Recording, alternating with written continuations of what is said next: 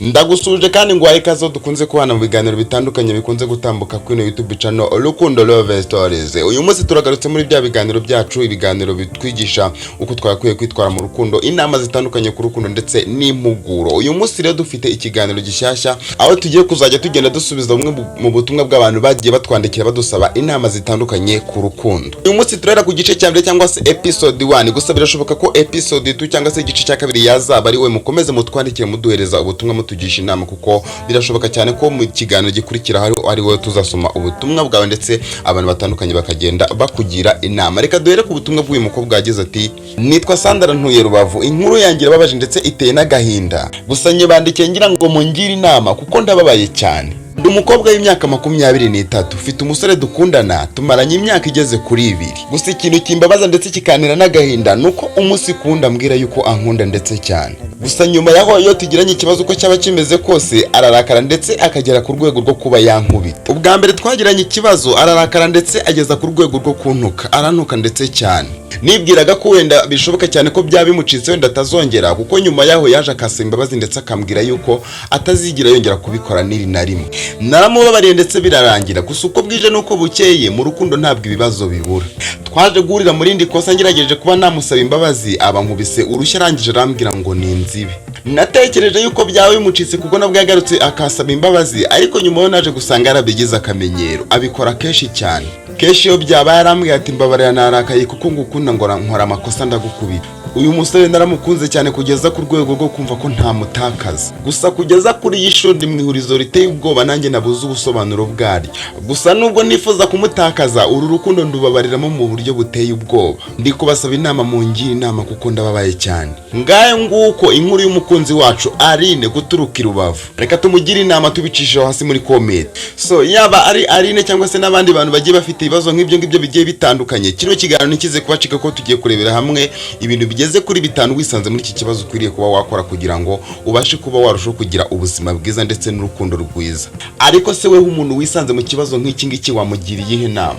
Wamugira inama yo gukomeza urukundo cyangwa se wamugira inama yo kubivamo? Duhana ibitekerezo. Andika igitekerezo cyawe hasi niba hari umuntu ufite ikibazo giteye gutya, arabasha kureba icyo gitekerezo cyawe hanyuma kigire n'icyo kimufasha. Ikindi kandi nawe niba yifuza yuko ubutari wo twazagira inama cyangwa se niba yifuza ko hari ubutumwa twandikira tugomba kuzasoma abantu bakakugira inama, utwandikira hasi muri comment cyangwa se twandikire kuri ya nimero ya WhatsApp ni 0783336034. So reka twinjire mu kiganiro njye mugiye kubana nk'ibisanzwe ni Urukundo Damas. Niba uri mushyashya akaba ari ubwa mbere ugeze kuri YouTube channel turakwakira kandi tuguhaye ikaze. Umuntu mushyashya ni umuntu utarabona kwanda subscribe, niba utarakanda subscribe uyikande kandi bukagufungura inzogera kugira ngo buri kiganiro gitambutse ngo ubashe kukibona kandi ukibonere ku gihe. By'umwihariko niba umuntu aje tukabukunda ibiganiro bitandukanye nkunda kukugezaho, ni wirengageze ko wakanda like kuri no video. So ari rero ndakeka yuko uri kutwumva byanze bikunze. Ikintu cya mbere twakubwira cyangwa se inama ya mbere twakubwira nuko ukwiriye kumenya neza yuko urukundo rwa nyarwo, urukundo rw'ukuri rutagira ihohoterwa. Umuntu ashobora kugukubita cyangwa se akagutuka, akaza akakubwira yuko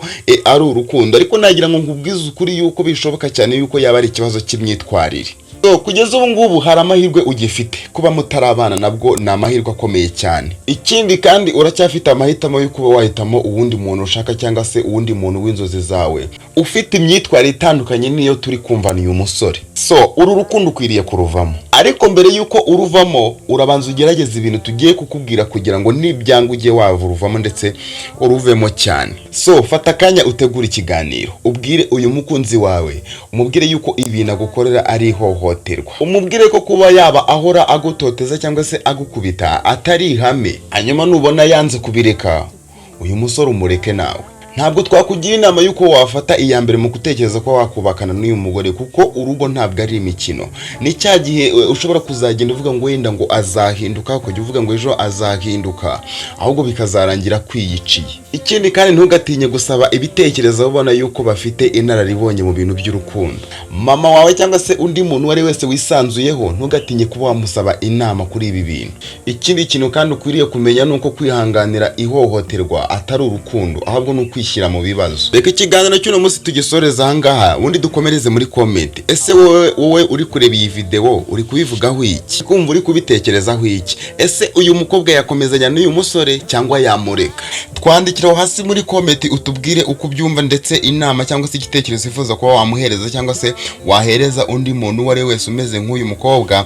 Utwandikira hasi muri comment, ubutumwa bwawe araza kubusoma. Ikindi kandi niba wifuza yuko nawe hari icyo twazakubwiraho cyangwa se niba wifuza ko hari inama twazakugira cyangwa se niba ari ubutumwa wifuza kuduhereza kugira ngo tuzagire icyo tubuvugaho, twandikira hasi turaza kubibona hanyuma tuzabashe kuba twabusoma muri iki kiganiro yaratwandikiye. Birashoboka cyane ko muri episode 2 ari we twazaba turi gusoma ubutumwa bwa. Byose birashoboka. Mukomeze mutwandikire, muduhe igitekerezo, mugire inama abantu kugira ngo turusheho kumeza kugenda twubaka urukundo rwa nyarwo. Ni kandi niba kino kiganiro gikunze cyangwa se kino kiganiro umvise wagishyigikira nabyo ubitubwire tumenye neza niba kino kiganiro hari icyo gishobora kuba cyahindura ku bantu benshi bagiye batandukanye. Twandikira hasi tubwira ati kino kiganiro ni cyiza, reka tugikomeze. Ndabakunda, reka mukomeze kugira ibihe byiza, tuze guhurira muri episode 2 tugira undi muntu inama.